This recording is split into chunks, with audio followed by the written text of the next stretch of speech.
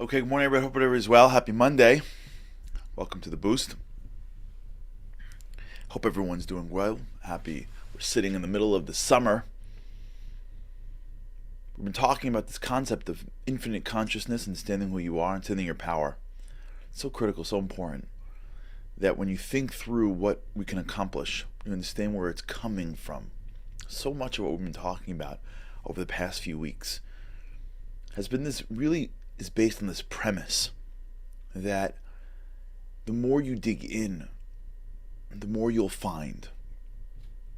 When you have a very physical way of seeing the world, when the glasses that we use, the lens that we see through is physical, we're constantly trying to protect the limitedness of who we are.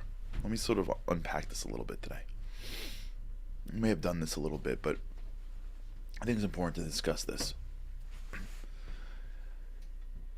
Whenever you deal with challenge, whenever we deal with challenge, whenever there's something that comes our way, whenever we're too exhausted, whenever you ever get this where you're just exhausted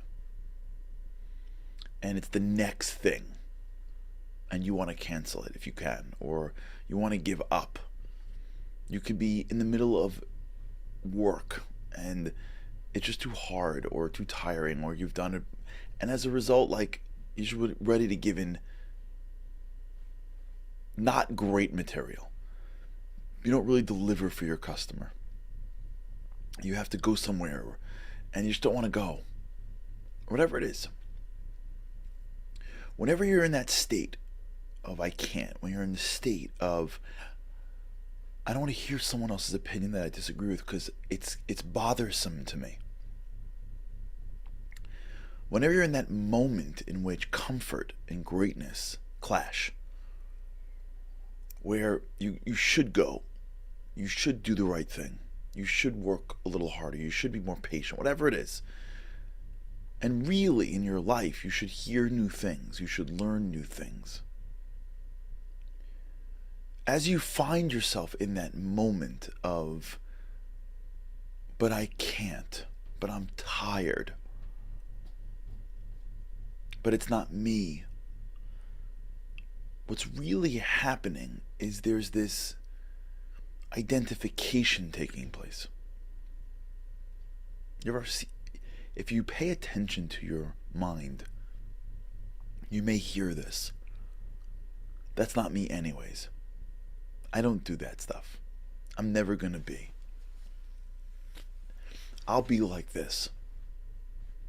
I maybe I shouldn't be like that. Maybe I should just not worry about, the thing that I would become, and just that's not who I am. That's not who I was, but not anymore. As you start to get to a place in which comfort and greatness start to clash, the end of the ego depletion, what is going on in your mind is really a battle for identity. Because at the end of the day, who you identify with is core to how you're going to make decisions. So you're not going to make a decision to do something that cuts against your essence, even if it's hard. I'll give you an example. One of the great phenomenons, I believe, at least like I say, I keep kosher. And one of the great phenomenons I believe about life you can see in young kids who keep kosher.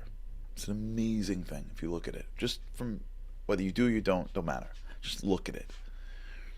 Here you have a kid. Okay, this happens all the time. The family keeps kosher, right? And in that family is a 4-year-old, a 6-year-old, an 8-year-old. Let's make them 8. And like every other 8-year-old, they're online at some grocery store of some sort, or they're in some 7-Eleven or type store, and they want whatever is sugar. Whatever congealed sugar is the latest congealed sugar. They want it. And if you're paying attention, this will happen 1,000 times a year. They'll turn to their parent and go, "Can I please have it? Please, I need it. I want it. I can't live without it. You promised me. Remember it? I got a good grade 20 years ago. Do you remember? I was good last week. I'll never bother anybody again." You know, they're negotiating for that congealed sugar. And mom or dad may not want them to get it, but they're not giving up. They're kids. Kids don't give up. If kids would end it at no, they'd get nothing, right? We should learn from kids to not end at the first no. And then all of a sudden, mom and dad or dad look at the package and there's no symbol on it, and they say, "I'm sorry, honey, it's not kosher." You will find 9.5 out of 10 times the kid drops it. Just drops it. What happened? A minute ago, he was throwing a temper tantrum. A minute ago, there was no no.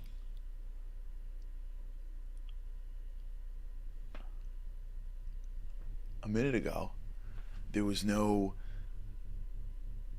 negotiating. He was going to hold to the end. And now all of a sudden, one word, one expression, it's not kosher. Everything changes. How come? Because that's his identity. Because in the identity of that kid, it has been expressed so many times that eating kosher is what we do. It's who we are. And it's non-negotiable. And even though he's 8 or 6 and he has no muscles to hold him back, there's no self-discipline anywhere in that little kid's head for anything sugar related. Once you go one level deep to who we are, all of a sudden strength is found. All of a sudden that kid who was already, losing it, picks himself up and realizes that they're not giving in. And he moves on to the next candy. It's unbelievable. Because whenever greatness and comfort clash, whenever you're being pushed all the way, what happens, the clash takes place at the crossroads of identity. It's now who you are. And who you are and the things that you hold the most dear, that's what navigates your behavior.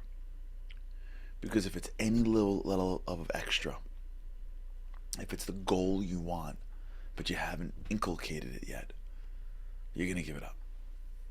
Right? And this happens all the time in our lives. You start running. In the beginning you hate it or you can't do it, and then you keep going and you run and you feel amazing, and then 5 years later you identify as a runner, and it's late or it's early and you're traveling and you got to get your run in. You don't even think about it. You're out there running. Why? Because it's who I am. What I do is extra. It may be important, but it's extra to my life. Who I am is necessary. I can't give that up. It's who I am. It's nestled inside me. I can't stop. I'm not going to stop. I'm not going to wake up one morning and stop being a parent, or stop being a Jew, or stop. And you see this sometimes. People get pushed to the end. See in our history, people that are not connected at all, especially times of real tragedy and real anti-Semitism, times like the Holocaust, get pushed to the end. At the end of the day, I'm a Jew. At the end of the day, who you are is what navigates decisions when you just have no more strength inside you. And that identification is what gives you the strength to push forward. Okay, we'll talk about this. All right, everybody. Have a great day. God's help. Can't see you again tomorrow. Have a great day. Living on a lifeline. The world doesn't ever seem to change. Looking for the sunshine. but you're caught up in the rain. It's like your eyes are wide open, but you cannot see. You're watching life pass you by like 1, 2, 3. Walking in destruction, the winds of life blur your vision. All the devastation forever feels like you're on the run. It's time, no one else can set you free. You're locked inside, and only you have got the key.